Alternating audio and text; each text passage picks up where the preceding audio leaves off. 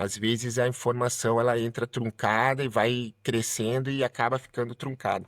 Então, que bom ter esse momento para a gente conversar, né? E principalmente que é o nosso foco principal, né? O produtor rural.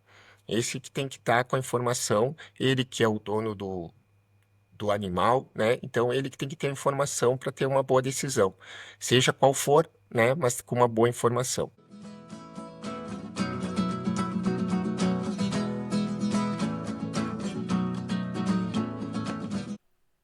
Bom dia, boa tarde, boa noite, amigos, ouvintes dos Agronautas, 23 de junho de 2025. E estamos começando hoje mais um episódio onde trataremos do tema febre aftosa, sua vacinação, os desafios desta conquista que o Brasil teve nas últimas semanas, do país livre de vacinação, mas que tem algumas consequências que deixam um pouco, principalmente a classe produtiva, apreensiva.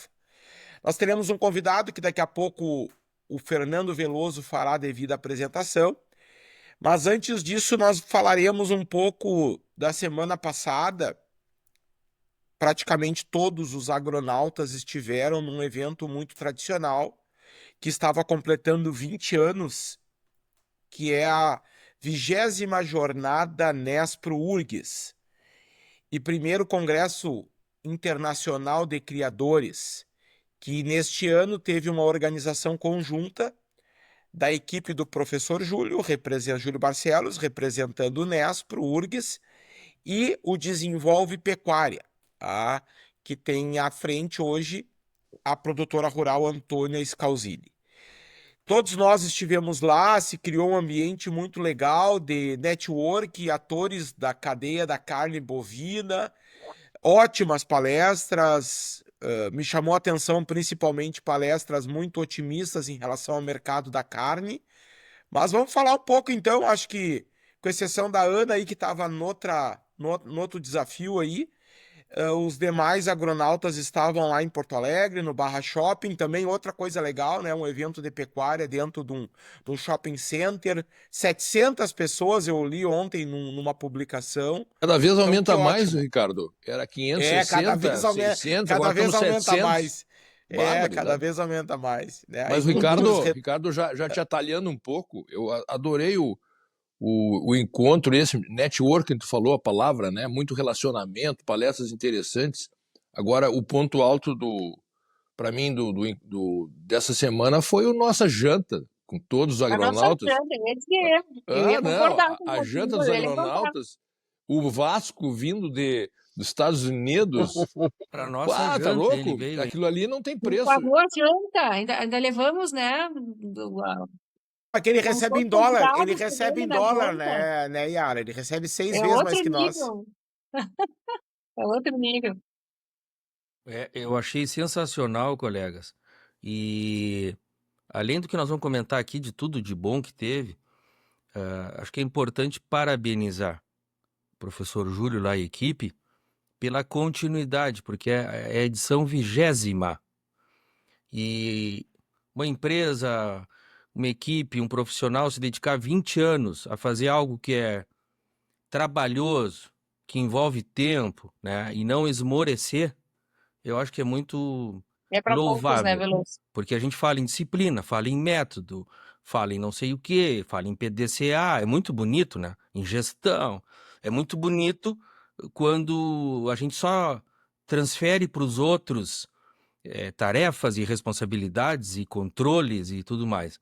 E ao ver que essa foi a 20ª jornada tão exitosa, a gente vê aí mais de 20 anos, porque ocorreu daquele ano ter sido online ou não ter ocorrido, então 20 anos no mínimo de trabalho contínuo na função desse núcleo de estudos, que é fazer extensão, que é levar informação da universidade para o campo, que é aproximar o produtor da universidade, que é aproximar os elos do nosso setor, né? Então, neste evento a gente tinha estandes de centrais de disseminação, de indústrias de nutrição, de frigoríficos, Muito dos legal. CICADERGs, da associação, né, Instituto Desenvolve Pecuária, Isso. e de setores da universidade. Então, vocês vejam que quem lembrar dos estandes vai lembrar que nível de integração foi possível ali.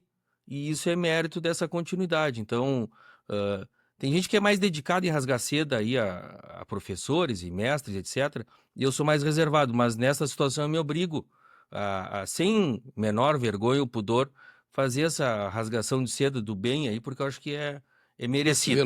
Veloso, me diz uma coisa, me conta como é que foi você ter na CRIO um stand e qual é a contrapartida? É válido, digamos, o investimento que tu fazes quando tu coloca lá um stand e recebe muita gente para conversar? A tua estava na boca do túnel ali, Pois é, o eu ainda pessoal tive saía uma questão, por uma questão quase de sorte, viu, Caju, fui muito favorecido, porque o nosso stand ficou na saída do auditório. A gente recebeu o mapa, aquele espaço estava disponível, escolhemos, e ficou muito bom Muito para bom. nós. E foi muito, muito bom estar lá, porque a gente pôde conversar com muitos clientes, possíveis clientes, pessoas que querem conhecer o nosso trabalho, e são aquelas situações que nós já havíamos apoiado a jornada por 2 ou 3 anos ali na reitoria. E já era sempre muito bom estar junto daquelas pessoas todas, da universidade e parceiros. Bom, e esse ano foi muito acima do esperado. Sabíamos que ia ser um grande evento por ser ali no Barra Shopping, sabíamos que ia ser maior por ser a primeira vez em conjunto com o Desenvolve Pecuária, mas muito, muito acima, né? Não Acima da esperávamos ter um expectativa. stand que a cada intervalo de tempo iam passar por ali 500, 600 pessoas, pelo menos visualizando a nossa marca e sabendo que estávamos ali presentes. Então, eu achei assim excepcional estar ali. A questão de custo-benefício, o tempo dedicado e acredito que o retorno que tivemos, sobrando resultados. Então, fico muito Veloso, satisfeito. me chamou a atenção também o número de produtores. Muitas vezes esses eventos têm muito estudante. É. E esse ano, mais do que nunca, como me chamou a atenção o número de produtores. O pessoal do interior veio bastante também. Yara, eu acho que Encontrei, isso, inclusive, no Pantano. Eu vim no dia, então encontrei no Pantano. Então, eu achei interessante esse movimento dos produtores em relação a Porto Alegre. hein, Em Yara? relação ao Júlio também, Ricardo, que eu acho muito legal, são os ex-alunos presentes. A quantidade, a gente fala do Nespo hoje, tu viu o Nespo com aquela turma toda, né? O pessoal com um coletinho vinho. Mas o mais interessante, assim, é que o Júlio, tu estava conversando com ele quando vinha um aluno que estava no exterior, outro que estava, impressionante a semente que o Júlio planta aí de profissionais diferenciados para o Rio Grande do Sul, para o Brasil, para o mundo. Dá parabéns, professor Júlio, também. Fala, Não, Ricardo, o desculpa. que eu ia comentar é que esse número grande de produtores talvez tenha sido essa parceria com o Desenvolve Pecuária. Com E então, certeza. então isso eu acho que foi muito legal, muito acertado de parte deles. E não foi uma parceria, o professor Júlio me disse que não foi uma parceria, coloca o meu nome aí. Diz que o pessoal do Desenvolve Pecuária arregaçou as mangas e trabalhou muito forte na organização. Então isso é legal, né? Quando divide-se responsabilidades, né? Eu acho que, na verdade, foi um casamento bem assertivo, né, entre eles. Eu tive em reunião com o pessoal do Desenvolve, eu acho que quando é que foi aquilo? Acho que foi em março, fevereiro, março, por ali, que eles me comentaram do evento e que eles estavam com uma expectativa bastante alta, sabe, de conseguir. Exatamente, eu acho que a jornada, ela sempre teve esse trabalho muito bom e os ex-alunos, o pessoal da URGS, mas ela talvez não conseguia pegar tanto esse público de produtores, né, exatamente por esse perfil ali do grupo do professor Júlio. Não tem tantos produtores, assim, tradicionalmente envolvidos no evento, não tinha, desculpa, não tinha tantos produtores, assim, participantes efetivos. Então, eu acho que esse casamento foi muito assertivo porque, por um lado, o pessoal do Desenvolve trouxe o público produtor rural, né, para dentro do negócio, para dentro do evento, participando efetivamente. É uma pena que eu não consegui estar presente, eu estava em Santa Catarina, na feira de supermercados, um evento bem grande até, que me surpreendeu. 25 mil pessoas foi o público lá, Muito bom, mas eu acompanhando de longe só.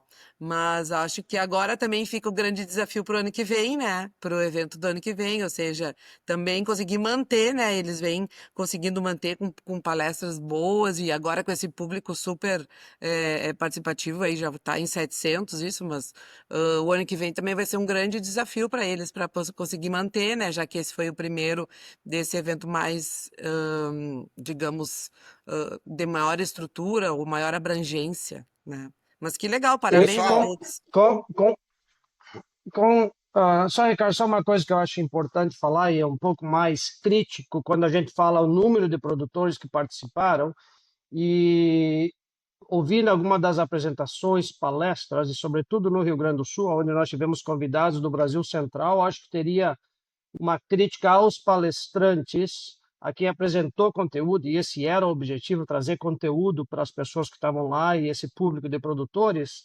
Eu faria vários ajustes com relação aos slides que foram apresentados. Quando a gente fala em arroba, eu acho que isso não conecta muito bem com o nosso produtor rural. Teria que fazer uma customização para o nosso público do Rio Grande do Sul, mas essa seria talvez alguma das coisas que eu melhoraria no que foi apresentado, comunicar ao Fica a palestrante, olha, dica, esse né, público Vasco? Fica uma é uma das dica. dicas, Fica uma... É. E um outro grande elogio, e coisa que eu até então não tinha visto em nenhum outro evento que eu tenho participado, algumas apresentações, eu fiquei bastante impressionado com o fato daquela tela enorme, né, e a apresentação de 13 slides, né, onde existia uma sequência e permitia ao palestrante, isso eu não tinha observado em nenhum seminário que eu já participei, achei aquilo muito interessante, muito legal, muito didático. Nem todas as apresentações foram assim, eu questionei algumas pessoas, não, também nunca tinha visto isso, acho que foi uma coisa que trouxe bastante qualidade para o evento. Eu acho que Aquele eles telão, usaram muito Vasco, de base, em Caju, tu que já foi, eu acho que eles usaram muito de base, e esse ano o professor Júlio, primeira vez que ele participou, e eu acho que já teve ali, de repente, alguma sinergia entre eles, é o pessoal da Scott, porque lá na Scott é essa tela gigante. Lembra, Caju, quando a gente participou daquele painel lá das E eu tenho Isso. medo, associações? sabe, que, Ana, É muito essa, parecido com essa, aquele sistema de evento, bem igual, esse igual. avanço de tecnologia, as telas maiores, de 13 slides, e eu temo que no ano que vem vai ser inteligência artificial, uns robôs dando palestra. Tu dá o Sim, tema sim, e o robô entra lá, Vai ser com certeza, traduz vamos a lá. roupa para Teremos. aquilo e Teremos. tal. Vai Aham. ser um negócio pessoal, muito... Oi? o nosso convidado Viajei. já Viajou. chegou na sala, então fica novamente os nossos parabéns Pera ao aí. professor Júlio Barcelos. Peraí, rapaz. Só o seguinte, nós vamos ter agora o convidado, que vai ser o tema principal do episódio, mas eu queria também falar o seguinte, cara, esse encontro aí serviu para a gente recarregar nossas baterias, porque o feedback que nós recebemos de fãs dos agronautas, Impressionante. impressionante. Então, por favor, né, a gente tem que se jogar um pouquinho de confete, tá bom? Desculpe. O Caju, ele foi muito procurado ali, eu até achei, eu tava no auditório, eu ladeando ali com ele, tomando um mate, e uma mão apareceu no ombro dele, né, e diz assim, ó, eu adoro quando tu fala, o que eu mais gosto é quando tu fala, e Que quando tu o cara ficou com me viu que eu inveja, tava né, do os lado, ele, desgraçado. não, desculpe, porque eu não te tu vi achou aí, tu já, e aí eu levantei, vou deixar vocês à vontade. Só um pouquinho, cara. Ocorreu, né, Caju? Não, tu Ele ficou está nos assim, tu ouvindo. ficou super invejoso e você foi embora. Foi para o teu stand cuidar das tuas... Naquele momento, a minha inveja ela foi mais forte que a minha educação, porque eu deixei ela aparecer, assim, ela transpareceu. Mas, pessoal, se podemos Vamos lá. prosseguir e dar Isso aí, início Veloso.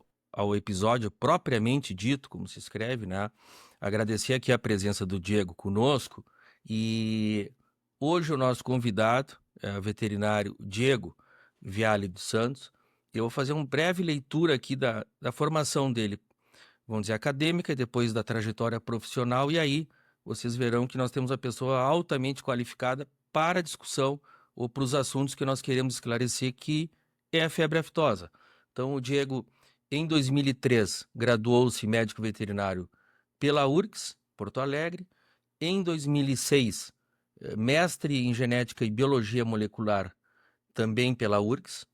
Em 2012, especialista em defesa sanitária animal pela Universidade Federal de Lavras, e 2016, doutor em ciências veterinárias, ênfase epidemiologia veterinária, também pela URGS. Então, vocês vejam que, do ponto de vista de formação, o Diego sempre dedicou-se a esses temas relacionados à epidemiologia e ao controle de doenças de rebanhos.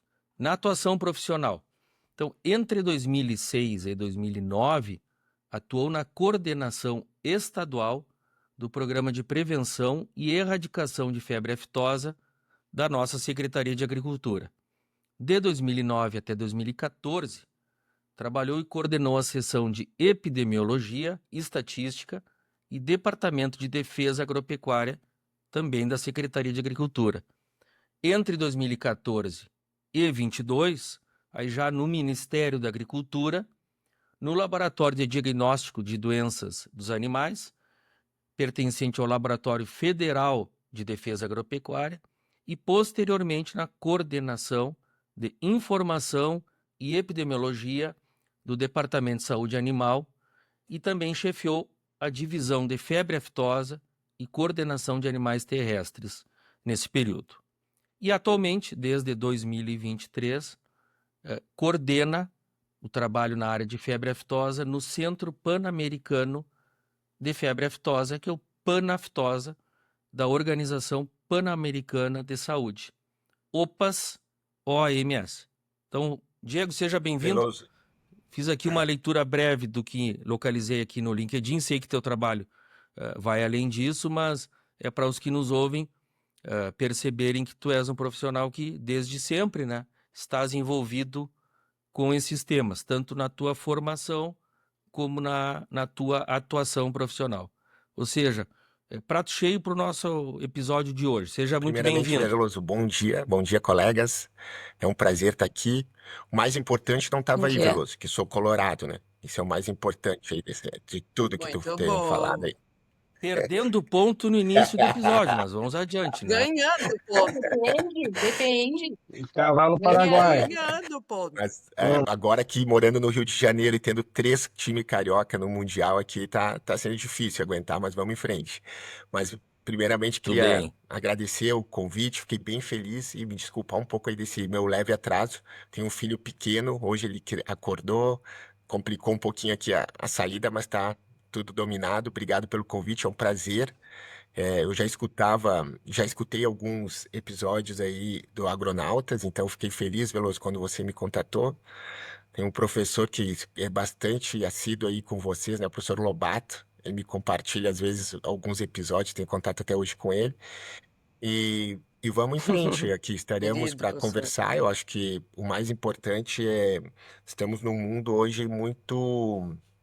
A informação corre muito rápida, mas a gente chama aqui, né, a misinformação, a informação também não correta também corre muito rápida, né? Então, a gente está tendo alguns, e eu vejo bem na área da febre aftosa, que a gente está num momento aqui continental, né? Que eu trabalho num programa aqui que tenta levar todo o continente americano à erradicação e à preparação para a resposta à febre aftosa, que não só no Brasil, mas em todos os outros países tem sempre um problema. E às vezes não é pela maldade.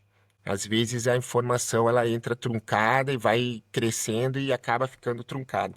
Então, que bom ter esse momento para a gente conversar, né? E principalmente que é o nosso foco principal, né? O produtor rural. Esse que tem que estar com a informação, ele que é o dono do animal, né? Então ele que tem que ter a informação para ter uma boa decisão, seja qual for, né? Mas com uma boa informação. E a boa informação é a formação correta que nós temos hoje. Então vamos trocar uma ideia. Eu estou aqui, vou ficar bem feliz aí de conversar com vocês e trazer principalmente vocês que estão muito perto, né, desse produtor rural para trazer quais são as demandas, qual é a angústia, as necessidades e principalmente as dúvidas com relação à febre aftosa. Ótimo, Diego. Eu vou te Diego, trazer uma questão que eu acho que é básica, que deve ser de muitos produtores e pessoas da produção. Antes de vacinação, não vacinação, etc. Por que a aftosa e outras doenças vesiculares elas afetam tanto o comércio internacional? Já que não são zoonoses, mas restringem tanto, né, Diego, o comércio internacional de alimentos. Nos explica um pouco as justificativas Sim, para isso. eu creio que o principal fator é uma doença que tem uma altíssima taxa de disseminação, né? Ou seja, de contágio. Então, qualquer local que ela entre, né, a febre aftosa, o vírus da febre aftosa entre, para que você consiga controlar e erradicar, vai demandar um esforço muito grande daquela região ou local. E isso, então, qualquer país que conseguiu, como por exemplo o Brasil, né, se tornar livre da doença, depois de muitos anos endêmico, ele adota uma série de medidas para evitar, mitigar ao máximo a entrada, a possível entrada desse vírus no seu rebanho. E a partir disso, como todos os países fazem isso, nós temos hoje de todos os países, só 70 que são livres de febre aftosa no mundo. Então, esses 70 países, eles adotam essas medidas bastante cautelosas para tanto o ingresso de qualquer ou animal ou produto que possa ser que o vírus possa se manter. E a partir disso, então, a doença chegou a um patamar, né, essa enfermidade, de muitas até questionamentos técnicos que se colocam que às vezes, na verdade, está com uma proteção econômica, né? Porque não vou importar N animais ou X produtos do teu país, porque tem um risco de ter o vírus da febre aftosa, às vezes com uma cautela bastante grande, né? E que por trás está defendendo um pouco também os seus interesses econômicos e produtivos daquele país.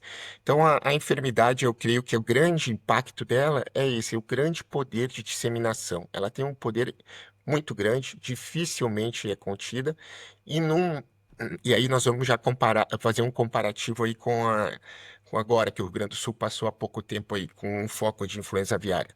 O sistema produtivo da bovinocultura, pequenos ruminantes, ele tem um sistema produtivo muito mais eh, aberto, vamos assim dizer, do que o sistema produtivo na parte tanto aviária como suína. Então, isso faz com que muitas vezes é muito difícil você, num foco de febre aftosa, acontecer o que aconteceu com a influenza aviária, por exemplo, no Rio Grande do Sul, ter só um ponto com o vírus, né? Uma unidade epidemiológica afetada. Olha, muito raramente acabou acontecendo agora também recentemente na Alemanha isso. Foi a primeira vez, na verdade, um país livre ser infectado, ter a introdução do vírus e ficar só numa unidade epidemiológica. É muito difícil porque esse vírus ele tem uma alta taxa de contágio. Então, eu diria que a parte econômica está mais relacionada a esse, a proteção do país. Coloca muitas medidas e aí isso vai elevando, né, a importância dessa enfermidade, que não tem impacto na saúde humana, não é um problema de saúde pública, mas veja, a Organização Pan-Americana da Saúde, que é a organização na qual eu trabalho, que é a organização mais antiga de saúde, ela é antes da OMS, né, porque ela é de 1902, ela em 1951, os países aqui de todo o continente solicitaram a essa organização que formasse um centro especializado em febre aftosa para buscar a erradicação, né, dessa doença que era muito importante aos países na região. Então veja a importância, nós estamos falando há mais de 70 anos dessa enfermidade para a nossa região, que é a região produtora, né, que produz aí a carne bovina para o mundo. É exagero, Diego, Diego, dizer que a aftosa, de certa forma, divide países desenvolvidos e subdesenvolvidos, que é quase uma referência para desenvolvimento? Sim, eu não, assim, até dizer o que que é um país desenvolvido ou não desenvolvido, né? Assim, eu botaria um outro critério. Eu diria assim, ela divide países que têm um sistema produtivo, né, organizacional, é, forte daqueles que não têm um sistema produtivo organizacional, que eu digo organizacional quando tem um serviço público também envolvido, então, porque essa doença, se não tiver um serviço privado que são os produtores rurais, suas associações, o produtor, e um serviço público que vai fazer um controle, porque um produtor não consegue controlar sozinho a enfermidade, né? Então tem que ter uma política pública. Então ela divide isso. Países que têm um sistema integrado, público-privado, forte e são livres, ou estão buscando isso, né? E países que não têm isso, Correto. Me expressei mal, quis dizer desenvolvidos em controles oficiais, né, isso. sistemas oficiais, e pouco ou mal desenvolvidos em controle oficiais dos seus rebanhos e, por consequência, do produto de origem Isso, animal, né? porque essa coordenação, Veloso e colegas, eu acho que é o mais importante, e é isso que afeta diretamente o produtor, né? O produtor ele não tem o livre-arbítrio de dizer assim, eu quero vacinar para febre aftosa, eu quero manter a vacinação, se o país disse que não vai. Assim como ele não tem o livre-arbítrio de dizer assim, eu não vou vacinar meus animais, já está tendo até livre-arbítrio para ter para o meu filho, né? Se eu quero vacinar ou não quero vacinar. Mas para o bovino, quando é febre aftosa, ele não tem esse livre-arbítrio. Ele tem que vacinar ou não tem que vacinar, a depender da política pública estabelecida pelo país. Então veja como é forte e nós estamos falando, eu diria, e eu vejo assim cada vez mais isso, foi uma epopeia veterinária o que foi realizado no Brasil e o Rio Grande do Sul, obviamente, que foi pioneiro nisso, de controlar essa enfermidade que estava extremamente disseminada no rebanho, né? Então, é, Diego, é um case de sucesso, né? Eu estava lendo sobre a aftosa, que começou em 62, e aí em 73 da vacina aquosa passou para a oleosa, que fez um salto. Então, é um trabalho mais de 60 anos não, erradicação dela. Podia falar um pouquinho claro, com mais desse certeza. trabalho? E assim, é que a gente às vezes tem uma síndrome de vira-lata, né? Aqui mas a verdade é que o que foi feito aqui no país, isso é um exemplo mundial.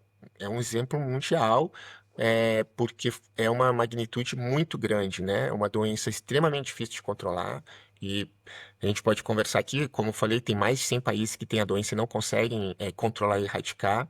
O Brasil saiu, e o Brasil, e aí eu digo também toda a América do Sul, porque a Bolívia conseguiu, a Argentina conseguiu, todo mundo está evoluindo, mas o Brasil, pela magnitude, pelo número de animais que tem, então, e uma doença extremamente, que tem uma taxa de disseminação extremamente grande, quando está incluída nesse rebanho, para conseguir fazer o controle e erradicação, é incrível o trabalho. Então, sim, Ara, concordo que foi assim, é um case de sucesso, é um programa.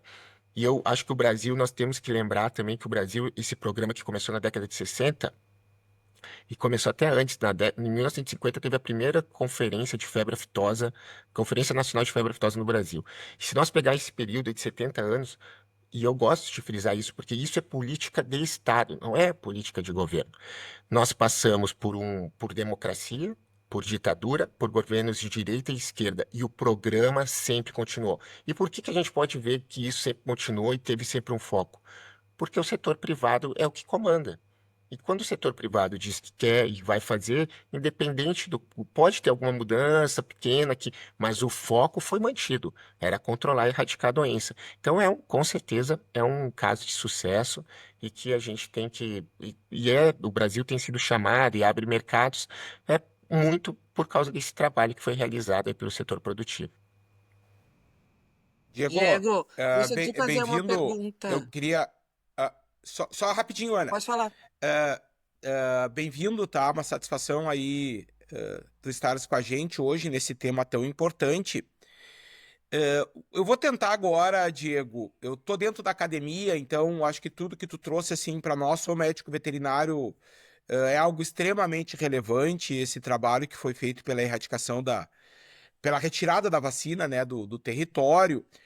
Mas assim, ó, eu moro em Uruguaiana, dou aula aqui na Unipampa, e eu vejo da classe produtiva, por um passado, de certa forma, até recente, um receio muito grande dessa retirada, tá?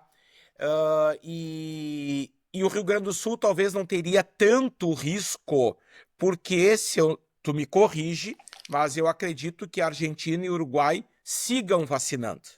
Tá? Então nós estamos, de certa forma, protegidos, tá?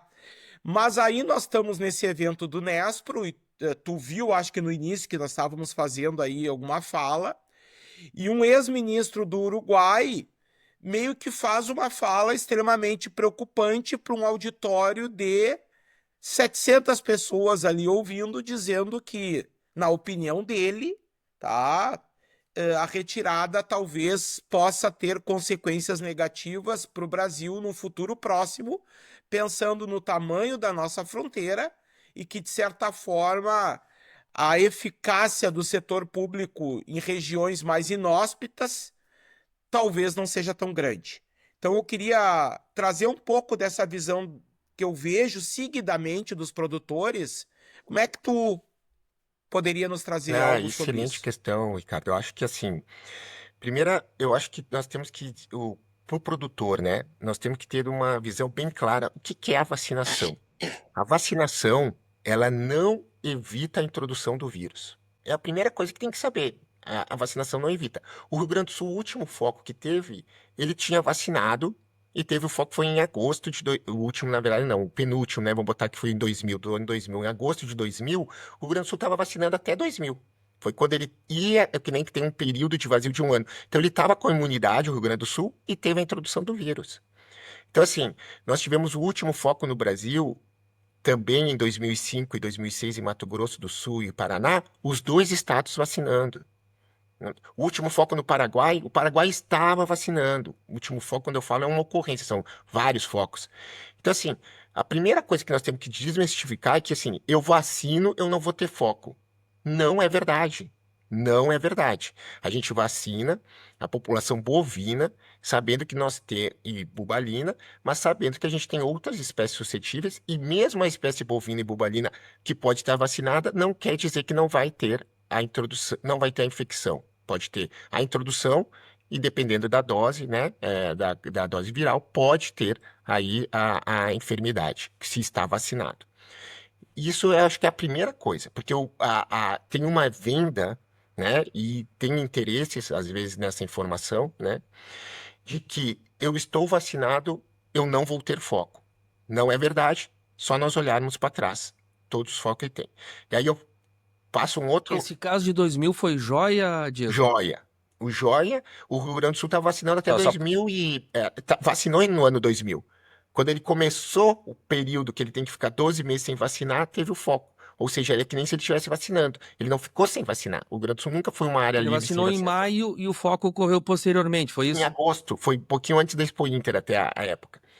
Então, assim, isso Certo. a Foi gente entre tem as duas que. campanhas, vamos chamar. Uhum. Isso, a gente tem que botar. A primeira coisa é isso, porque então pensa que eu vacino, eu estou protegido a tudo. Não, você pode ter, pode ter. O que que a vacina, qual é o grande diferencial da vacina? Ela vai mitigar o impacto. O que que eu quero dizer? A disseminação do vírus vai ter uma velocidade menor do que quando eu estou com uma população que não está vacinada. Então, é a primeira coisa.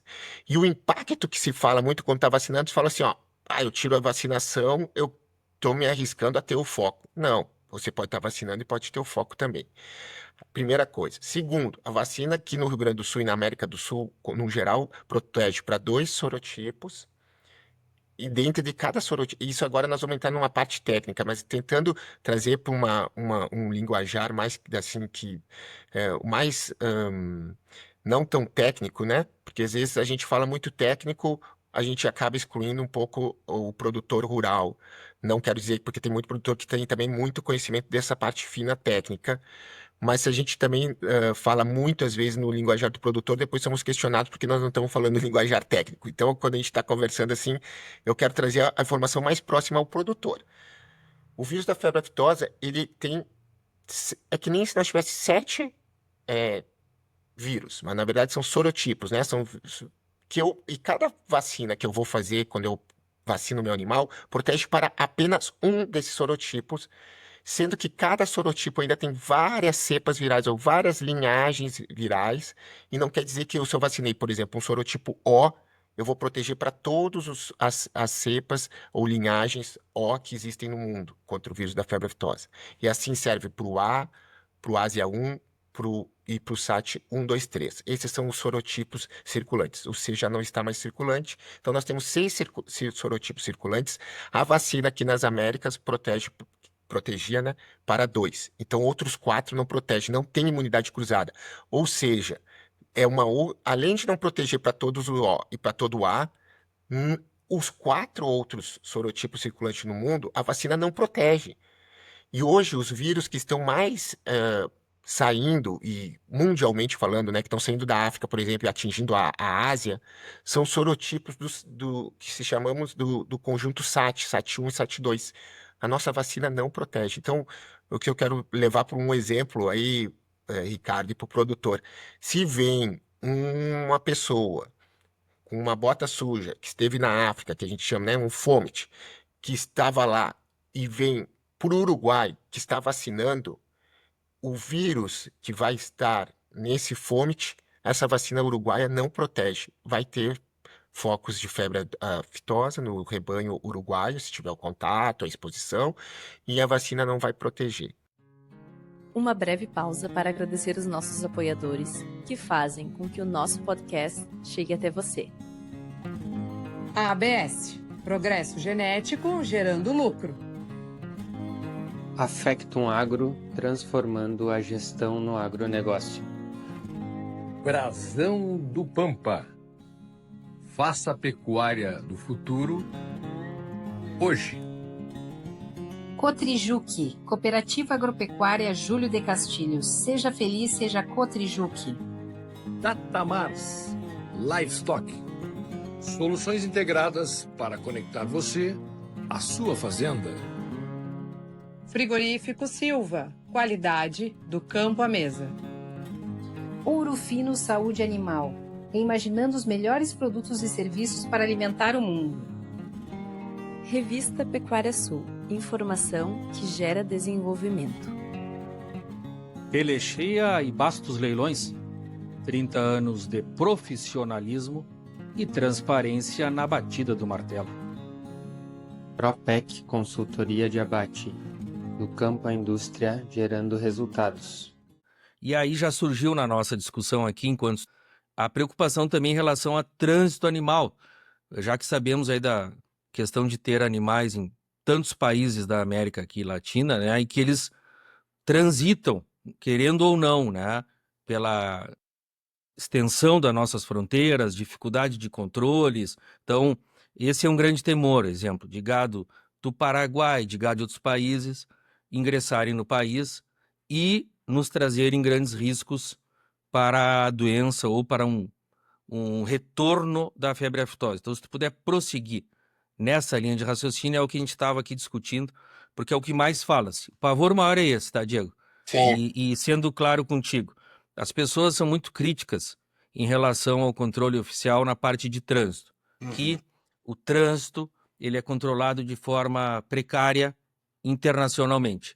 Talvez tenha um bom controle interestadual pelas barreiras existentes aqui, Rio Grande do Sul, Santa Catarina, Paraná, porém, a gente não vê o mesmo controle internacional.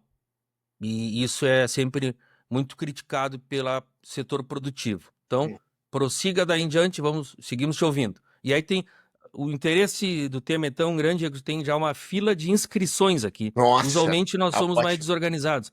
Tem uma fila de inscrições que eu entendi que seguirá depois com a Ana, com a Yara e com o Caju e com o Leonardo. Tá ótimo. Isto, o Vasco é com V, ficou para o final, talvez não participe.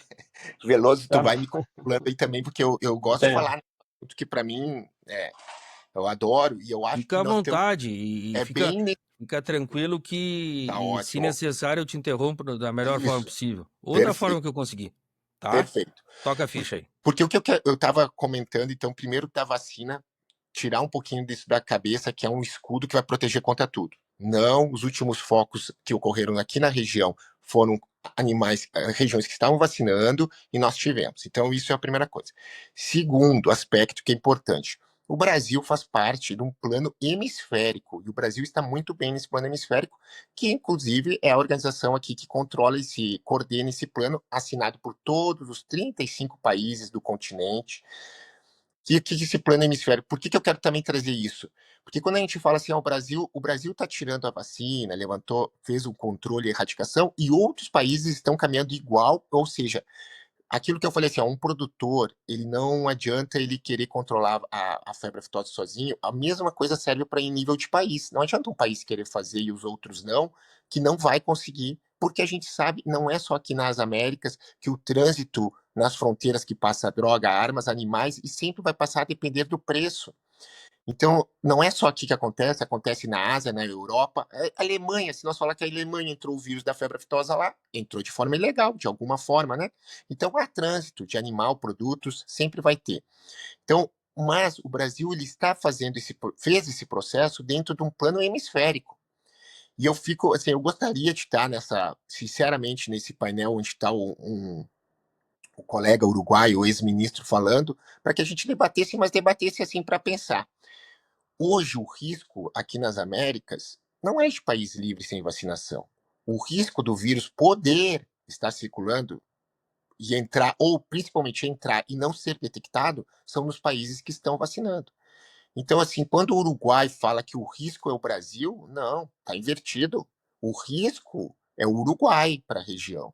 Por O quê? risco Nos da explica Argentina. isso. Por que essa lógica é invertida? Porque o que acontece? Quando o vírus entra Porque assim, nós estamos considerando que nós estamos todos livres, eles também. Todo mundo está livre, com exceção da Venezuela aqui no nosso continente. Quando o vírus entra num país livre, sem vacinação, ele vai rapidamente ter a detecção a partir de sinais clínicos da doença. Ela é muito forte. Então, o animal vai começar a babar, a mancar, a não se alimentar, não vários, e não tem como passar desapercebido. Não tem, porque é algo muito nítido e que vai acontecer em uma grande quantidade de animais. Então, zonas livres sem vacinação, a detecção, ela entrou o vírus, o período de incubação aí é de oficialmente de 2 a 14 dias, mas a gente sabe que a média aí 3, 4 dias. Então, entrou o vírus, em 3, 4 dias vai ter um monte de animal doente naquela fazenda, naquela região, e vai ser detectado. Quando o vírus entra num país livre com vacinação, isso pode passar desapercebido. O vírus entra, como tem muitos animais que estão. Como eu falei, a doença não vai evitar o ingresso do vírus. Ela vai evitar a disseminação, vai mitigar esse risco. Mas, assim, vai ter animais jovens, com certeza, com baixa imunidade. Vai ter animais que não foram vacinados no ciclo. Vocês lembram bem aqui quando o Rio Grande do Sul vacinava, tinha produtor que não vacinava, né? Tinha que ser penalizado. Era poucos, mas sempre vai ter. Isso acontece em todos os locais. A vacinação não, a qualidade pode não ter sido mantido mesmo que o produtor vacinou, mas perdeu um pouquinho o controle do frio. Animais não vão ter a imunidade adequada. O vírus ele vai se instalar, só que não vai ter a sintomatologia clássica. Vários animais. Pode dar em um animal, outro animal, mas nisso o vírus está ali, está se multiplicando. E ele pode chegar num ovino, né? Que daí a espécie dos pequenos ruminantes, principalmente ovino, ela tem sinais clínicos muito brandos, mas o vírus está ali, está se multiplicando. Então, países que estão vacinando, o vírus entra e mais facilmente não vai ser detectado. Pode ficar numa zona aí que a gente chama ele se mantém, mas não causa a sintomatologia clínica clássica que acontece em zonas livres sem Diego, vacinação. se entendi bem, então lugares que estão vacinando, a identificação e o controle acabam sendo mais lentos e menos efetivos.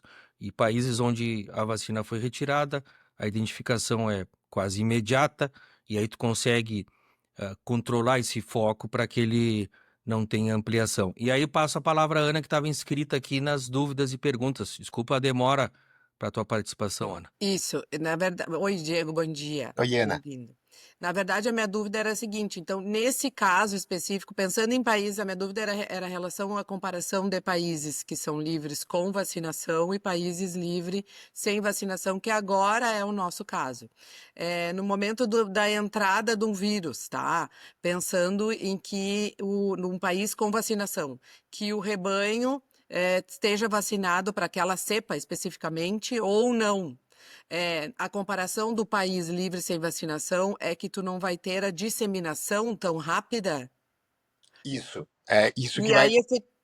aí, qual o procedimento nesse caso, pensando em controle, né? Então, quer dizer, só para entender as diferenças, entendeu? No Claro, sentido de o claro. que daí Não, para frente se faz, porque agora, se nós, que não vai acontecer se Deus quiser, mas é no sentido de pensar em estratégia, estrategicamente, entendeu? isso que é. Porque nós temos as diferenças. Então, assim, é importante.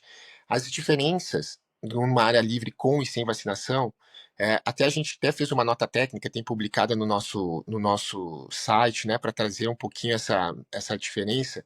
Mas, basicamente, quando eu vacino, eu tenho que ter um elemento a mais no meu sistema, no meu sistema de vigilância.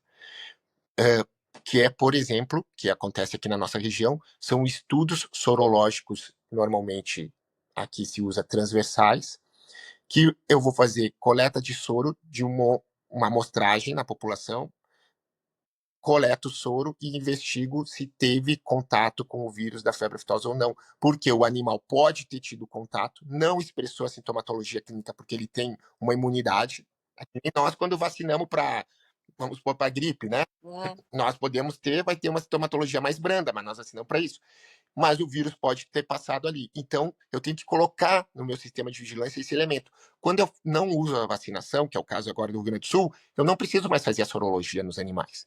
Porque o animal, como eu falei, tendo o contato com o vírus e sendo infectado, porque tem que ter uma dose infectante para isso, ele vai expressar a sintomatologia clínica e não vai passar desapercebido. Aí vai pensar, mas o produtor. Sim, mas a gente sabe que, como ela é uma doença de grande disseminação, não vai ser um animal só que vai ter essas lesões. Vai ter outros ali que estão em contato, né? Os vizinhos, fronteira, cerca a cerca, o contato. Então, vai ter muitos animais e vai ter a notificação rápida. E o serviço veterinário oficial vai fazer essa detecção.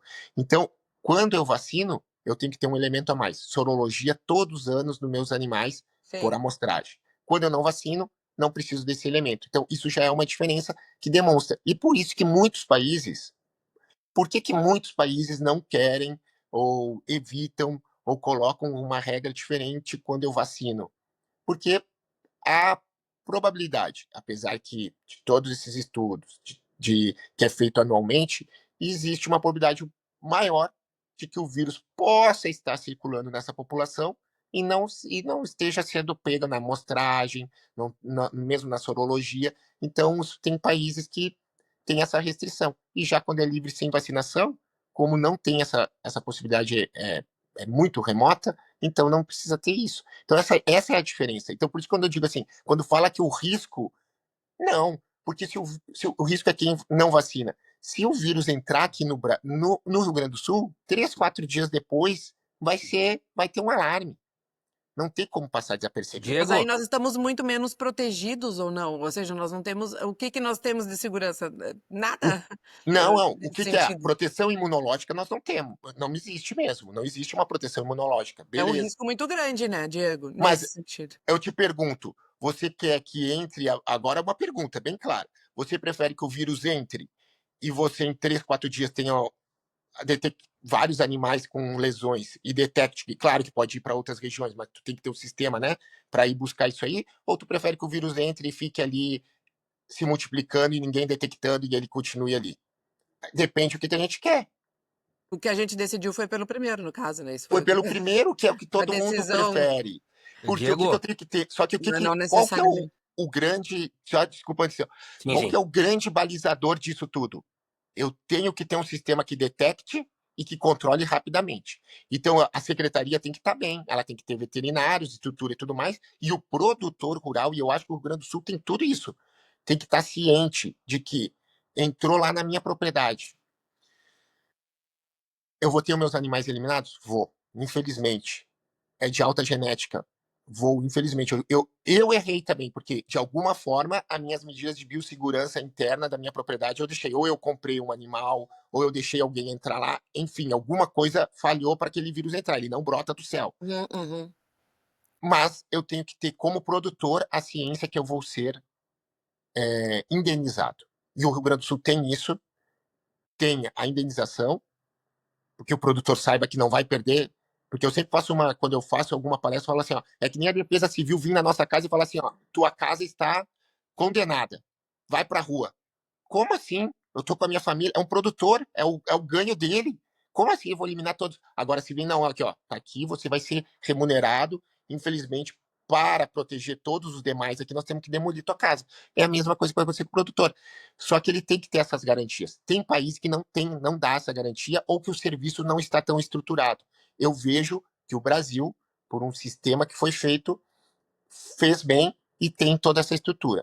Então, por isso eu acho que quando fala assim, estamos desprotegidos imunologicamente, sim, mas eu vejo que por um outro lado, todas as condições para que esse passo fosse dado foram realizadas. Diego, só antes de eu respondendo passar aqui aqui só de volta respondendo a aqui pergunta, para... só um pouquinho.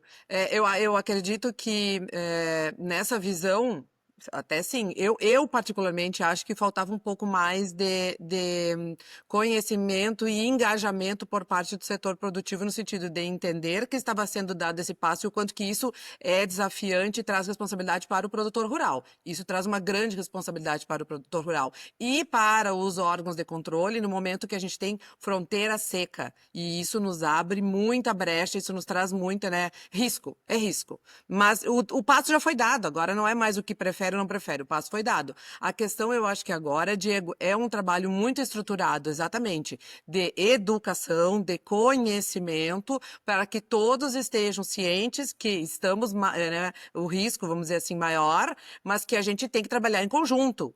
E o respaldo com relação aos órgãos para que isso também seja amplificado. Agora, a responsabilidade é de todos, né? Então, todo mundo tem que evoluir. Claro, e digo mais, novamente, as fronteiras, eu acho que isso tem um outro ponto que tem que ser. Qual é as nossas fronteiras hoje aqui, se nós pensar? Uruguai e Argentina, os dois vacinam. Então eu diria que sim, esses dois aí são riscos para o Rio Grande do Sul. Agora, a Bolívia não vacina, o Peru não vacina. Então, assim, esses países que não vacinam, é a mesma coisa que vai acontecer aqui. Se entrasse o vírus 2, 3 dias, teria uma sintomatologia clínica clássica, né? Então, entrou o vírus, esse animal que foi infectado, olha a probabilidade, foi infectado, ainda está no 1, 2 dias, aí ele é transportado na fronteira para entrar no... Gente, isso, vamos falar a verdade, é bem mais difícil. Então, assim, a fronteira hoje, às vezes, quando a gente fala Bolívia, eu vejo que o produtor tem isso, assim, ó, a gente fez já enquetes até, o cara disse que a Bolívia tem febre aftosa, a Bolívia é livre sem vacinação, ela está num status melhor que o Uruguai, minha gente, para febre aftosa. Diego, antes de eu passar a palavra, a gente tem que rodar aqui a palavra Claro. aqui, as pessoas estão aguardando. Eu acho que poderia ser importante, em vez da gente discutir talvez todas essas possibilidades, ou a gente está conjecturando o que pode acontecer, e me parece que falta bastante conhecimento dos produtores de todas as etapas que foram realizadas. Ou seja, a gente como produtor pensa em vacina, mas há muitos anos existe controle de sorologia de animais sentinelas, ou seja, de conhecimento do programa de que um percentual X não vacina, que ele só tem nota, ou seja, que isso tudo é de domínio, não é desconhecido de um programa. E como diz o nome, programa, algo foi programado para ser feito. E a gente está na etapa X deste programa, talvez na etapa 5 de 10, ou 6 de 10. E o que pode ocorrer na etapa 6, seguramente é algo que foi muito discutido e que existem previsões, né, nesse sentido. Então, queria que tu comentasse isso para a gente não ficar assim, e se entrar uma res daqui, se entrar uma bota de lá, e se entrar não sei o quê. E aí, por na favor, sequência, Veloso, passa a palavra para o Caju, que está bem Veloso, ansioso aqui aguardando, né? Peraí. Também tô na Assim, ó, fila. vamos praticar o negócio, cara. Assim, ó, o Brasil tirou a vacina, tá? Aí dizem que depois, tirando a vacina, a gente vai acessar novos mercados e tal. Eu quero saber o seguinte, todo o Brasil não está vacinando. Eu quero saber o que vai acontecer para o status sanitário do país se for detectado algum foco em algum ponto. Eu quero saber o que acontece. Volta para trás, aí o preço todo cai do gado, porque eu quero as consequências. Vou bater na madeira. Estou batendo na madeira. Que não quero que aconteça. Mas se acontecer com esse status novo que nós temos, como vai ficar o status de um país se for visto algum foco entrando? Eu quero saber o que vai acontecer. Ô, Caju, eu vou dizer, vai acontecer a mesma coisa que ia acontecer quando estava com vacinação, né? Poderia ter foco igual e acontece a mesma forma de controle. Pode ser controlado, que nem foi com influenza. Pode ser, o primeiro momento vai perder toda a zona, o status. Foi o que aconteceu com a Alemanha. Todo A país, no Alemanha caso. teve em janeiro, todo o país. Não, o Brasil está dividido em 5 zonas. Então, assim, se entrasse o Rio Grande do Sul é uma zona específica. Então, se só o Rio Grande do Sul só perde o status se entrar no Rio Grande do Sul. Se não entrar no Rio Grande do Sul, não perde. Santa Catarina é uma zona específica também, Paraná outra específica, Rondônia e Acre é outra zona, e o resto do Brasil é outra zona. Então, assim, entrando numa zona dessas 5 aí, você entrou no Rio Grande do Sul, perdeu o Rio Grande do Sul. Só que assim, o mercado ele funciona de uma forma assim, ó. Entrou no Rio Grande do Sul, por mais que as outras não vão perder, ele vai parar de comprar do Brasil inicialmente. Até o Brasil mostrar que está controlado. Foi mais ou menos que nem foi com a influenza. E aí vai trabalhando. Mas eu só quero dizer o seguinte: não é nada diferente do que quando estava vacinando. Não mudou. Se entrasse e tivesse foco, foi que nem aquela vez, não entrou no Mato Grosso e até o Rio de Janeiro não podia vender, porque perdeu toda a zona, estava todo mundo vacinando. Então, assim, vai funcionar da mesma forma. Eu quero dizer que isso não tem diferença estar ou não estar vacinando. Entendeu? Vai ser a mesma coisa. Então, esse é o primeiro ponto. E o ponto que a gente estava conversando, que eu vejo que é bastante interessante também, né? É de ter essa visão de que, como estava o Rio Grande do Sul antes, quando estava vacinando? Tinha estudo sorológico para ver a cobertura, quanto que o produto. Isso que o Veloso falou. Nós tínhamos 30 mil produtores que já não estavam vacinando, que eram inadimplentes. E nós tínhamos a cobertura só na região de fronteira, que era um pouco maior. Fazia sorologia e na região do interior do Rio Grande do Sul, isso aí tem dados, são publicados. A imunidade dos animais era de 60%, 70%, mostrando que os produtores podiam até comprar vacina, mas muitos não estavam vacinando.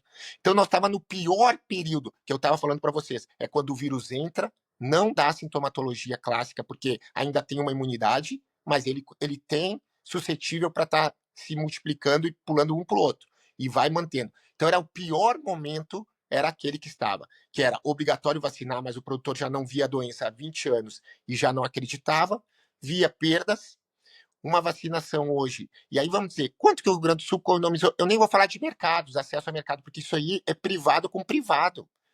Para o Rio Grande do Sul vender para fora, não é o governo faz a campanha, tal, mas é privado com privado. Algum privado tem que querer comprar carne de um privado do Rio Grande do Sul. São negócios entre privados. Beleza. Agora, vamos falar do custo. Quanto que era o custo para o produtor rural vacinar o rebanho? Vocês imaginam que nós estamos falando aí num rebanho de 12, 13 milhões do Rio Grande do Sul, vacinado 2 vezes eram os menores, vamos botar que eram 20 milhões de doses. 20 milhões de doses. Movimentar 20 milhões de animais sendo movimentados, vamos botar 13 na primeira, 6, 7 na segunda etapa, sendo movimentado. Qual é o custo disso? Quanto que o Rio Grande do Sul... Milhões de dólares? $1 Em por cabeça? A média que nós Dinheiro. temos aqui, a média é cada dose aplicada, em média, é $2. A média, claro que pode ser um pouco mais hoje em dia. Se nós botar 20 milhões de doses que estava aí, nós estamos botando aí de 40 milhões de dólares por ano pro produtor. Isso aí não estou falando que mercado não. Ficou no bolso do produtor. Ah, mas era pouco. Bom, mas é 40 milhões de dólares que está ficando no bolso. Se nós botar vezes 5, que já são 5 anos, nós já estamos falando aí de 200 milhões de dólares por produtor gaúcho. Então, assim, Diego, agora, está preparado? Tenho. Mas quando eu estava vacinado, eu também tinha que estar preparado. Não vamos esquecer que eram zonas livres. Zonas livres tem que estar preparado, com ou sem vacinação. vamos seguir Posso. girando aí os inscritos, vamos na Tudo sequência. bem? Leonardo aqui, eu sou veterinário também, colega. Trabalho com assessoria no Brasil, no Rio Grande do Sul e no Uruguai. E transito bastante aí nessa região de fronteira. E me preocupa bastante a tua fala, que eu ignorava isso, que a gente corre um risco maior sendo lindeiro, o vizinho de um país que vacina, do que de uma Bolívia com seus 3.400 quilômetros de fronteira, 750 quilômetros de fronteira seca. Bom, só no Uruguai, vamos falar assim do que a gente transita mais, são 320 quilômetros de fronteira seca. O que está sendo feito dentro de um plano que deve ter custado dinheiro para mudar esse status, né? que agora está gerando uma economia para o produtor, mas o que foi feito em termos de fiscalização? Porque está falando aqui uma pessoa que cruza 2, 3 vezes por mês essa fronteira e a fiscalização é zero, zero. É mais fácil de separado para fazer bafômetro no Rio Grande do Sul do que separado na fronteira com o Uruguai. Então, isso preocupa e preocupa muito. E aí rapidinho, uma segunda, porque está difícil de se inscrever. Não existe vacina para essas outras cepas que são as que estão mais circulando aí, que é o problema na África e que podem entrar, já que não tem imunidade cruzada. Perfeito, Leonardo. Eu começo pela segunda, tá? Existem vacinas para outros sorotipos, tá? Mas não existe uma vacina que seja panvalente. Até porque se existisse, o custo seria muito, muito inviável de ser aplicado a cada 6 meses. Entendeu? Então, assim, o que se faz? A vacinação, ela é utilizada para o controle ou quando eu tenho um risco iminente. Porque é um custo, né? Vacinar todos os animais e é para sorotipo. Então, normalmente, o que se faz? Mapeia quais são os sorotipos que estão naquela região e faz a vacina. Então, lá na Ásia, lá na África, tem para SAT, mas, por exemplo, não tem para os nossos, porque fica caro e eles já têm dificuldade, né? Agora, a própria Biogênese, que é aqui da Argentina, fez uma para SAT, que ela tem expandido as suas produção, né, para outras regiões. Mas não teria uma vacina, vamos botar tudo aqui, vamos vacinar. Até porque eu não vacinaria, mesmo assim, não vacinaria todos cada 6 meses para estar prevenindo uma doença. O custo, eu estou botando aí, fiz algum custo rápido aí para vocês, mas tu imagina isso aí, tu manter a vacinação de todo o rebanho, por exemplo, brasileiro, para prevenir de algo que pode ser que não entrou. Outra questão, desde que o vírus entrou, da febre aftosa entrou na nossa região, aqui, vindo da Europa, né, lá atrás, quando foi a primeira que se tornou endêmico, nunca, depois foi feita toda a análise filogenética desses vírus, desde a década de 50, desde que o panaftose está aqui, uma análise filogenética. Nunca teve outro reingresso de vírus de febre aftosa de fora do continente aqui. A região é diferente, hoje nós temos mais mobilidade entre pessoas, tal, mas nunca teve. Nós temos que lembrar que para entrar, a probabilidade é assim, ó, eu tenho que ter é só eu trazer um produto, uma carne da África que vai entrar. Não, o animal teve que ser abatido, ele tinha que estar infectado, o vírus tem que estar ali, tem que ter uma dose que seja infectante naquele produto. Se não tem, eu não vou cozinhar esse produto, ele vai ter que ter contato com um suíno, porque um bovino, um produto, não vai ter contato com um bovino, mas vai ter com um suíno que pode comer para infectar. Então, assim, se a gente botar as probabilidades, tu vê que vai ser muito raro acontecer um evento desse, de chegar aqui de fora do continente. O vírus, os focos que nós tivemos aqui sempre foram através de movimentação de bovinos, né? Onde andava o bovino, então estava o preço maior no Paraguai, menor no Brasil, vinha bovino, não tem como segurar vinha contrabando e junto o vírus. O que é bom hoje, Leonardo, que daí tu fala isso, e eu concordo, a fronteira, mas isso é para qualquer coisa.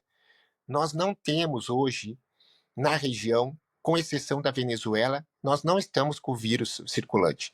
O Uruguai, Argentina e Paraguai, eles estão vacinando, mas eles estão em processo de levantamento, de discussão interna também, porque já faz mais, o Paraguai, o último que teve em 2012, faz mais de 10 anos, né, que não tem vírus e está vacinando todo semestre, vacinando. Então, novamente o que eu estou dizendo, qual é o risco de uma introdução do Uruguai? É o mesmo que o risco de entrar um vírus de fora do continente, chegar no Uruguai, e nesse período ficar no animal e vir para o Rio Grande do Sul de contrabando. É o risco também de vir o vírus e entrar no Rio Grande do Sul, né? E ter o contato aí com um suíno, né? Porque assim, eu não vejo um produto. Agora, voltando, eu tenho muita, né? Para nós alinhar as ideias. Vocês veem que algum bovino vai vir de contrabando de fora do continente americano para chegar aqui? É difícil, né? Vamos botar que vai ser. Fora do continente americano, Fora do overseas, continente é americano. muito pouco provável, Muito seguramente. pouco provável. Mas Então, haverá seguramente trânsito dentro do continente americano, que é o que me parece que é a maior preocupação a de quem aqui Venezuela. está. Seria só a Venezuela, porque dentro todo mundo está livre, Ok? tirando a Venezuela. Da Venezuela, os vírus que aconteceram, todos os focos da Venezuela, os vírus só têm relação genética com a fronteira com a Colômbia. nunca saíram daquela região. Porque é isso, o vírus ele caminha junto com o bovino. E um bovino não vai para a Falaste em Venezuela. análise É só filogenética. na Não, mas é fila. que ele tem que esclarecer. Tu falaste o que é para que serve, senão as Ah, tá pessoas certo. não vão compreender. Assim, a análise filogenética do vírus é que nem se fosse vamos colocar assim, a impressão digital do vírus, certo? Eu consigo saber qual a relação do vírus, porque assim, aconteceu o foco aqui de 2000 no Rio Grande do Sul. Ele tem uma análise filogenética muito próxima com o vírus que aconteceu no Uruguai e na Argentina, mas não é nem um pouco parecida com os vírus que acontecem no norte andino. Isso, a análise filogenética nos diz qual é a origem daquele vírus.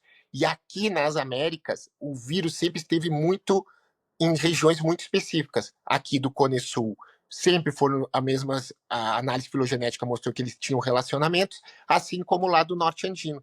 Nunca teve um vírus de febre aftosa da Venezuela que foi isolado aqui no Cone Sul. Ô, cara, explicada a análise filogenética, passamos para a colega Yara, que está Não, na eu só quero espera. terminar do Leonardo. Então, dizendo que esse trânsito seria muito perigoso se o Uruguai não fosse livre, se a Argentina não fosse livre. Eles são livres também. Então, a nossa única fronteira de que nós temos que se preocupar com o trânsito é que tem na Venezuela. Por sorte do Brasil, mas não por sorte nossa aqui, que nós temos trabalhado com todos os países, é a fronteira complicada da Venezuela é com a Colômbia, não é com o Brasil. Tá? Diego, Tá. eu quero te dar o meu testemunho como produtora, né? Tá entendido para mim a tua explicação, que é ótima, me clareia bastante as ideias que o vírus não é tão circulante, que a questão não é tanto do vírus. Hoje o Brasil exporta muito mais que importa, em 25 anos viramos exportador, então isso já tira. Os trânsitos de animais normalmente por sêmen, enfim, dá um alívio. A minha preocupação, Diego, é com a vigilância, né? Vou te dizer, eu era uma das produtoras que nesses 25 anos, no mínimo 3 ou 4 anos, fizeram sorologia lá fora. E eu tinha a visita da vigilância de Lavras do Sul, isso que eu estou 45 quilômetros, eu não sou minifúndio. Então, assim, eu tinha uma assistência muito massiva da secretaria ali de Lavras do Sul. A minha preocupação e é uma pergunta que eu te faço, né, sendo o Rio Grande do Sul um minifúndio do jeito que é, produtores, né, 80% do nosso rebanho é 10, 11 cabeças, se nós temos vigilância sanitária suficiente para dar conta disso, essa é uma pergunta, se essa nova geração que está aí nas secretarias, ela é preparada para detectar, ela é preparada para fazer, porque eu me lembro dos antigos, eles passaram por joia. O Tajaca, que é um antigo, né, um cara muito conhecido, tu conhece ali, Diego? Exatamente, são caras conhecedores, né, de todo o processo. E a terceira pergunta, né, que a minha preocupação é vigilância, te digo isso, né, que eu me sinto menos assistida no momento que eu não tiver, que mal ou bem o controle do vírus fazia essas visitas periódicas. Então, assim como eu imagino os minifúndios. Se vai ter essa continuidade da vigilância. E a minha última pergunta, Diego, encerro para deixar o pessoal falar. Se estoura a doença de novo, nós já estamos com esses laboratórios totalmente preparados, porque que eu soubesse tinha um em Minas e outro em São Paulo, que são laboratórios de extrema segurança, né, para manipular a vacina. Nós temos como fabricar essa vacina em tempo recorde, se tiver que voltar uma volta, se tivermos que vacinar todo esse gasto, seriam essas minhas perguntas. Tá ótimo. Encerro. Cara, muito obrigado. Bom, com relação à vigilância, eu acho que isso é uma conversa muito interessante. Nós podíamos fazer um dia inteiro de conversa, né? Mas assim, voltando àquela ideia que eu falei, quando eu estou vacinando, o vírus ele não tem a sintomatologia, ou pode não ter, né? Vai entrar em animais já têm alguma imunidade, então a sintomatologia vai passar branda. Então o serviço oficial tinha que fazer sorologia e ir nas propriedades. Quando eu estou numa área livre sem vacinação, a vigilância ela fica basicamente muito focada na detecção da doença. Quem que vê todo dia seus animais e está em contato é o produtor rural. Então, esse trabalho de entender quais são a sintomatologia clínica e o que eu tenho que notificar, porque vai notificar, porque os animais vão estar, como eu falei, um grande número e vai acontecer, isso cai muito ao produtor. Então a vigilância não precisa mais o Estado estar passando, porque é igual achar uma agulha em palheiro. Tu imagina o serviço oficial ir nas propriedades para abrir boca, olhar, se o vírus entrou e tá com 2, 3 dias, eu vou ver uma pequena lesão, porque no dia seguinte já vai estar estourando tudo. Então, assim, não cabe mais ao serviço. Não vai ter uma prevenção, vai ser quando for, vai ser curativo. É isso aí. A prevenção é nas fronteiras, que eu tô dizendo assim, no geral, que tem que fazer em aeroporto e tal, porque tem que vir fora do continente, né? Basicamente, e o produtor com as suas medidas de biosseguridade, né? Não deixar entrar e é isso que tem que se está trabalhando muito, comunicação com o produtor. Ele não pode mais deixar. Eu vi já isso, por exemplo, e são coisas que a gente vai ter que discutir em algum momento. Vem qualquer pessoa, um turista, principalmente estrangeiro, pode entrar numa propriedade rural para ver seus animais, para conhecer. Ou pior, né? Vamos botar aqui, qual que seria o maior risco que eu tenho discutido? A Expo Inter. A Expo Inter traz animais de todo o Rio Grande do Sul e controla a entrada de quem está entrando ali. Pode vir um indiano entrar e tocar no teu animal que está exposto lá na Expo Inter? Ele pode tocar? Pode. Passa no meio dos animais. E não importa de onde que for, o cara pode ser. Eu falo indiano, não tô com preconceito, tô dizendo num país que essa. Só por isso. Não tô com nem. Pode ser um tô falando assim no sentido. Não tem controle nenhum. Então a gente tem que começar a discutir como setor, como serviço oficial, mas principalmente o setor produtivo, se nós queremos continuar assim. Está exposto a um risco? Está. Eu quero ter esse risco? Tudo bem, tu está consciente, olha, produtor, você está consciente que pode acontecer. É pequeno o risco, mas hoje a Alemanha está se discutindo muito esse foco que foi de forma intencional a entrada do vírus lá. Não se sabe ainda sem certo o que aconteceu. Mas eu estou dizendo que a gente tem que começar a pensar. Hoje, qualquer feira de animal, e eu vou dar um exemplo, a Expo Inter, qualquer pessoa, então a gente está falando aqui de segurança de fronteira, não sei o quê. E eu pergunto, e a Expo Inter não é um risco? O animal, contato direto, eu vou lá e faço carinho no animal. Então, assim, a gente tem que começar a discutir, e aí eu volto para a vigilância. Primeiro é o setor produtivo. Eu vejo que tem que estar consciente. E outra coisa que eu também, na conversa, assim, da preparação. Em 1992, o programa de erradicação era Programa de Controle da Febre Aftosa, mudou para Programa de Erradicação. Quando mudou isso aí, parece pouco. Quer dizer que um dia ia parar de vacinar. Porque erradicar é não ter mais nenhuma medida. Eu erradiquei, eu não preciso ter mais nenhuma medida para controlar, que a vacina é uma medida para controlar. Eu não preciso mais. Então, assim, essa discussão com a cadeia, e isso, Yara, eu vejo que não é só aqui, é difícil como chegar no produtor com a informação. A gente fala com as associações. A CNA participou de todas as discussões. A Farsul também, porque quando eu estava no Brasil à época, para esse processo do levante da vacinação. Só que falar com os representantes, a informação chegar no representante é uma coisa, e isso não é aqui, não é uma crítica. Em qualquer país. Agora, chegar no produtor, a informação lá é difícil. O esclarecimento. Essa mudança de controle para vacina, erradicação se deu quando? Quando é que, em termos Veloso, de década? Só a última pergunta é a questão da vacina. Se estoura, nós temos vacinas para aplicar. Então, dos laboratórios, que são só 2. Não, o Brasil, tá? O Brasil e qualquer país livre sem vacinação, ele nunca mais não, porque é muito forte, mas assim, a tendência, se tivesse um foco, é controlar o foco e se usar uma vacinação de emergência ao redor, se usar, a Alemanha não usou, por exemplo, vamos dar o exemplo agora, mas a Hungria está usando. Então, vamos dar o exemplo da Europa, que estava 40 anos, 50 sem o foco. Mas depois voltar a ser livre sem vacinação. Ele não vai nunca mais vacinar sistematicamente. Isso aí é só se perdesse de controle total. Mas isso, como eu falei, 2, 3 dias, tu trancou o estado, muito dificilmente foi para outro estado. Aí tu tranca a região, tu vai controlar só aquela região e vai vacinar ali. O resto não vai voltar a vacinar. Então, assim, eu não preciso ter vacina para voltar todo mundo a vacinar. Não se espera isso, só se eu perdesse o controle total. Foi o que aconteceu com a Indonésia. A Indonésia era livre sem vacinação desde 80, teve uma introdução em 2021, 22, não estava extremamente despreparada, no sentido que não tinha, espalhou para todo o país e teve que, agora nem é mais livre com vacinação, não tinha nem vacina, não tinha nada, hoje é endêmico de novo, né, considerado não livre. Então, mas isso não é o que foi preparado aqui nas Américas. Os países estão, o Brasil vai ter um banco de vacina, já está aí muito perto de ter o seu, assim como os outros países, Estados Unidos tem, né, a Argentina tem. Um banco de vacina não quer dizer que tem que ter um banco aqui. Ele tem que ter um contrato com alguém que vai entregar a vacina específica do vírus que vai acontecer quando acontecer. Mas a gente não tem ainda, Diego. Esse contrato a gente não tem ainda. A última informação que eu tenho, o Brasil está alinhando, já está muito fortemente com a Biogênesis, para fazer o que a Biogênesis tem um banco, né, de vacina na Argentina, para ser o fornecedor do Brasil, e o Brasil está entrando também no banco regional aqui, que é um banco que também está para ser formalizado agora em agosto, entre Paraguai, Equador e Brasil, que vão ser também um banco que vai ter isso aí, vai fazer contratos com laboratórios que vão entregar a vacina, é um banco, né?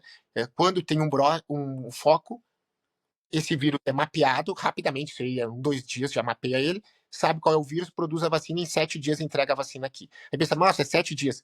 Gente, para fazer um processo de vacinação, né, para controlar tudo, 7 dias tá ótimo, porque eu não tenho foco e começo a vacinar. Eu tenho que primeiro estabelecer o tamanho, onde é que tá, para depois começar a vacinar. Então tá um bom período. Eu acredito que vai ser dessa forma e vai estar bem, viu, Yara? Vai estar em consonância com todos os países. A Europa funciona assim, tá? Estados Unidos assim, Austrália assim, só para dar um exemplo de outros países.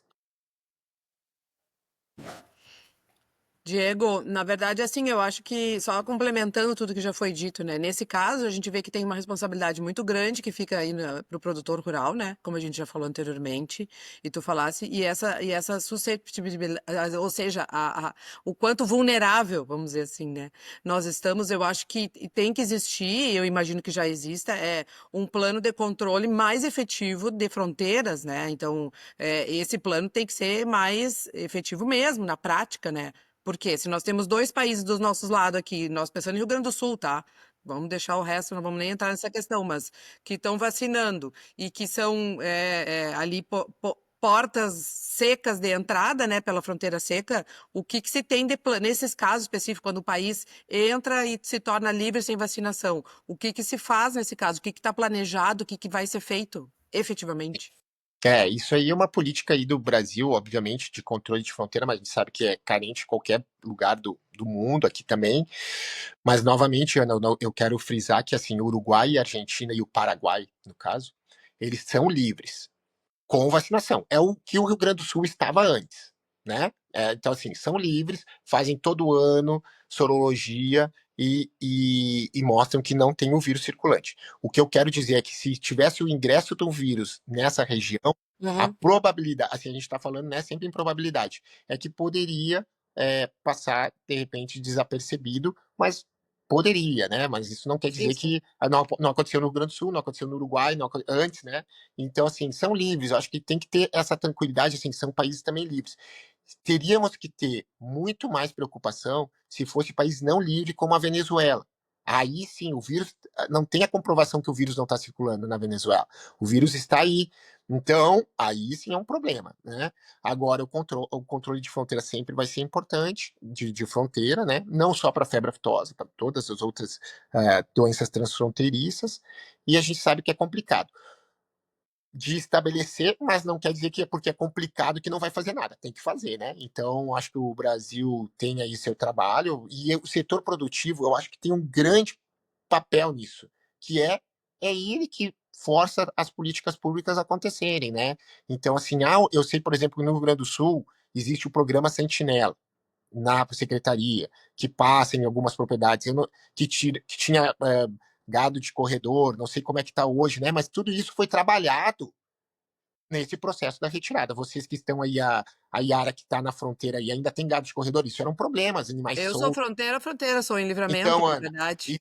foram feitos. Então, se a gente olhar para trás, o Rio Grande do Sul já era livre com vacinação, já não era para ter isso aí. Mas eu acho que foi muito bom esse processo da retirada da vacinação, e eu digo assim de coração aberto, porque muita coisa que era para já ser feita quando era livre com vacinação era deixado como se a vacina era um escudo para tudo, e não era, quem sabia que não era, e no momento que tirou, fez coisas que já era para ter sido feita, mas pelo menos usou esse momento para fazer, né? Então eu sei que o Rio Grande do Sul, por exemplo, tem seguro agora para o caso de uma ocorrência de febre aftosa, né? Então evoluiu com certeza coisas que já poderiam ter sido feitas no passado, mas aproveitou o momento e eu acho que melhorou num termo geral. Quer dizer que está ótimo? Não. Sempre tem tempo, sempre tem espaço para evoluir, né? mas com certeza do que era livre com para livre sem, eu creio que evoluiu bastante. Senhores, eu fiz algumas interrupções aqui, não só porque eu sou um homem determinado, mas porque saíram aqui do episódio a Lívia e o Ricardo e me mandaram mensagem que eu fizesse a coordenação. Então, eu coordenei aqui com procuração. E aí, como estamos nos aproximando do final, eu tenho aqui 3 questões que eu acho que o Diego pode nos responder quase que com sim ou não, ou seja, imagino que serão rápidas. E aí consulto se os colegas têm alguma questão ainda para levar ao Diego, ou se eu posso avançar com essas 3 perguntas e nos encaminharmos para a parte Sim. final, porque a gente se alongou um pouco por algumas dificuldades de conexão e tudo mais, e estamos já um pouco estourados do ponto de vista do horário usual de gravação, não do tempo usual do episódio. Consulto, colegas, temos algumas considerações extras, etc., algumas Pode seguir, colocações? Rodolfo. Não? Pode ser só pelo horário. Perfeito. Diego, tenho 3 questões aqui, me ajuda assim, vamos ver se tu consegue responder de forma meio bate-pronto. Hoje, o nosso risco em relação à febre aftosa é baixo, médio ou alto? Baixo. Ok. Se ocorrer um foco no Brasil, voltaremos tudo para trás, estaca zero, sim ou não? Não. Ok. Terceira pergunta. Considera que, enquanto Estado, nação ou continente, estamos preparados para o assunto, sim ou não? Sim. Bom, então, Eu tenho uma quarta. faça. E quanto à vigilância, Diego, qual é a tua nota de 0 a 10? Olha, no geral, estamos falando do continente no Em geral? geral, em Não, termos não, geral. Ou tu termo fala do Rio geral. Grande, Yara? O Rio Ah, Grande, do eu Rio ia Grande é nota perguntar. 10, como diria o Vasco, né? Quase separatista aqui, né? Olha, eu vou dizer que o Rio Grande, ele é exemplo realmente, viu? Eu diria que tá 9, porque sempre tem espaço para 9. Meu 9 é Deus. boa nota, hein? Passa em qualquer colégio. O amigo Vasco Beregaray, Diego, é um agronauta mais recente, ele é americano, é um brasileiro americano, porque ele mora há muitos anos nos Estados Unidos. E ele se ausentou, mas ele deixou uma mensagem para ti, que ele diz o seguinte, ó: agradeça aí, manda um abraço ao Diego e dê uma cutucada no entrevistado que se declarou colorado. Porque talvez a sua contribuição para o status de livre aftosa tenha sido a única grande conquista importante dos colorados nos últimos anos. Então, não Boa. cabe Pena que Errado eu, também não tá. não Errado. cabe réplica porque ele não está, cabe só a leitura. Diego, usualmente nos encerramentos de episódio, a gente peça que o nosso convidado e também os demais agronautas aqui deixem alguma dica em relação ao tema ou fora do tema. Não Fernando, precisa ser em relação a à dica, eu questão da gostaria, fitose. E o Vou Caju deixar tem uma só- consideração. viu, Diego? A dica como é bom a gente poder ter pessoas esclarecedoras, né, nesse aspecto tão polêmico. E tenho certeza que esse esclarecimento tem que avançar, tem que continuar, porque saíram todos muito preocupados com declarações de ministro e também de pessoas de mercado que tentavam nos alertar de que essa questão de obter melhor preço na venda de produtos por um status diferenciado, isso, né, não tinha sentido se por acaso tivesse um foco e aí sim tudo ia cair, o preço ia desabar e tal, ou seja, botou pânico na galera. E eu digo que a gente precisa avançar, eu, Diego, talvez em mais algumas etapas e talvez botar num fórum maior do que é os agronautas. Nós tentamos fazer o máximo, mas nós somos dentro de uma bolha. A gente precisa sair, né, e tentar fazer com que essa informação tão rica e tão esclarecedora ela atinja mais pessoas para que, né, o pânico seja diminuído, não? Mitigado. Claro. Não, Caju, eu novamente primeiro quero agradecer ao Fernando, né, pelo convite, fiquei bem feliz. Eu falei, eu ficaria o dia inteiro aqui conversando com vocês. Me peço desculpa aí pelo atraso, que realmente com criança pequena e esse horário aí complica um pouquinho.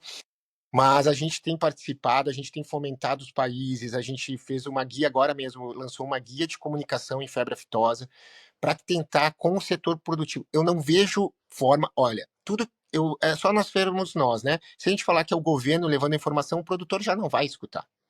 Tem que ser o setor produtivo mesmo, né? Os representantes, a gente, claro, de forma estruturada, levar a informação. Risco zero não existe, com ou sem vacinação. E temos que tirar essa ideia que a vacina é um escudo que protegia como tudo, que era uma maravilha, que os produtores todos vacinavam, que a cobertura estava ótima. Isso aí não existia. E nós temos dados para mostrar, né?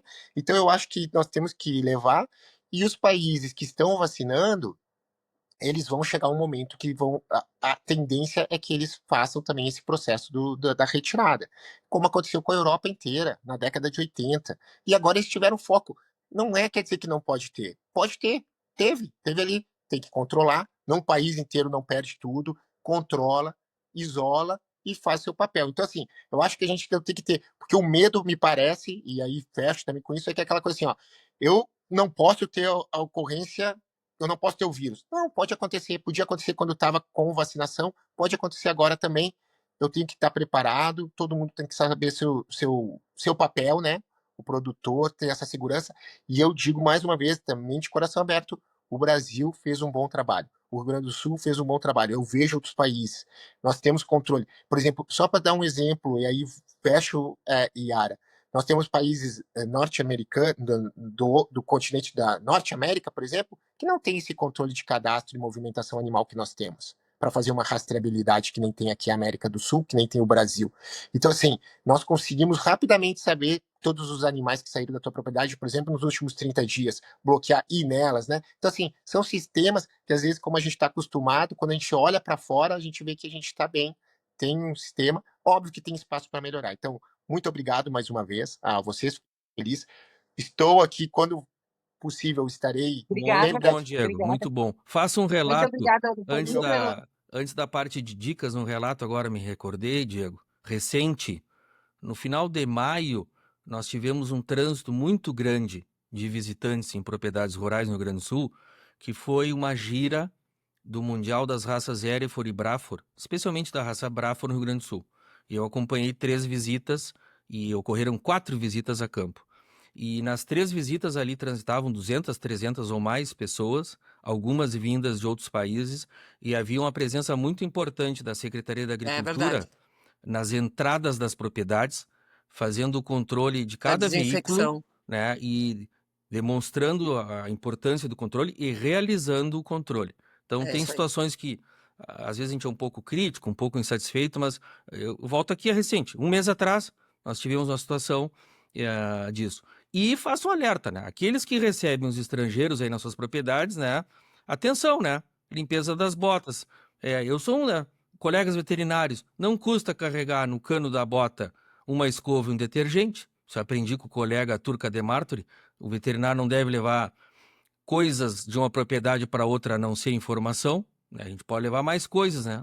Nas rodas do carro, e nos macacões, e nas botas, etc. Então, acho que estamos muito bem encaminhados. Diego, momento para a tua dica e também para os colegas agronautas Só para trazerem colaborar aqui, as suas dicas. Diga, o Ana. Diego perguntou a questão do gado de corredor, ele ainda existe, tá? Ele existe. E esse ano estão bem pastados corredor, tá bem bom pro gado de corredor. E bastante, Diego. Tão Isso bem, é algo a ser melhorado. Tão bons, tão bem então, bons. Tem que ser discutidas, né? Tem Isso um corredor aí que semearam as eventam, tão bem nascidos, tá bem legal.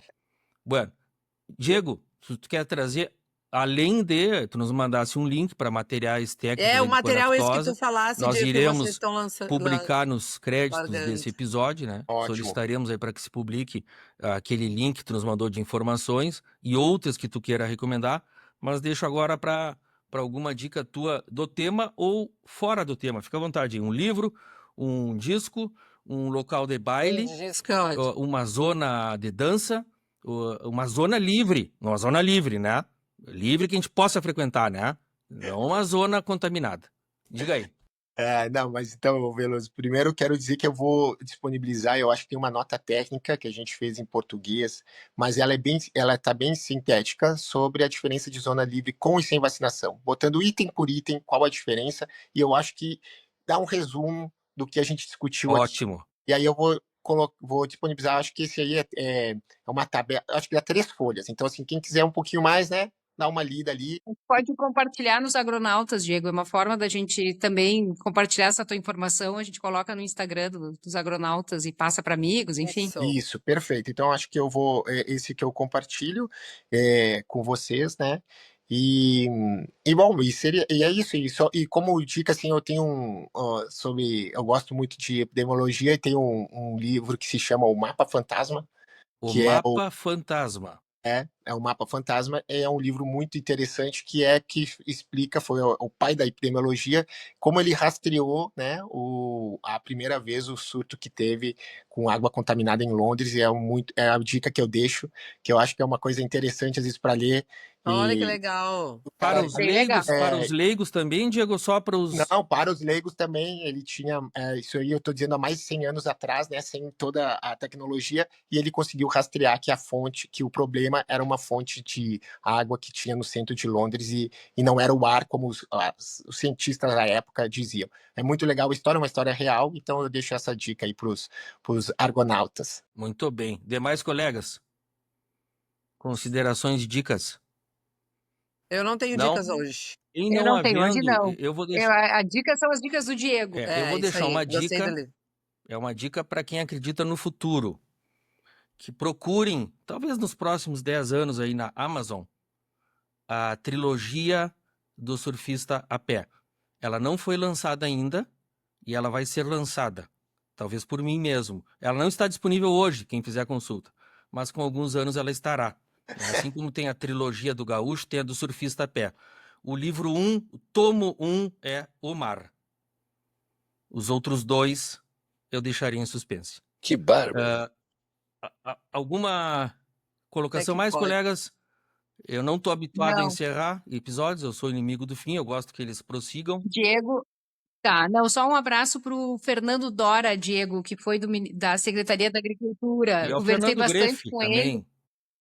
Deu muitas dicas e concorda contigo. Ele compartilha a tua mesma opinião. Conversei com ele antes para ter um embasamento e ele compartilha da tua opinião também. Estuda, é isso aí. Muito bom.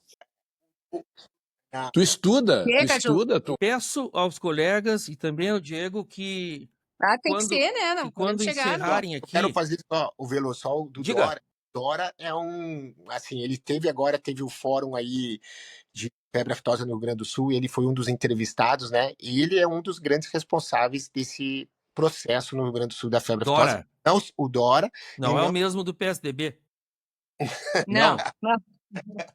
Ele, veterinário, um dos pioneiros do... Ele trabalhou aqui no Panaftosa e foi representante da Organização Pan-Americana da Saúde no Uruguai. Ele tem uma história linda, tá? É muito legal. Linda, né? Eu conversei bastante com ele, Diego. Valeu, moçada. Boa semana. Abraço a todos. Obrigado, boa semana Diego. aos que nos ouvem. Um abraço. Tchau, obrigado.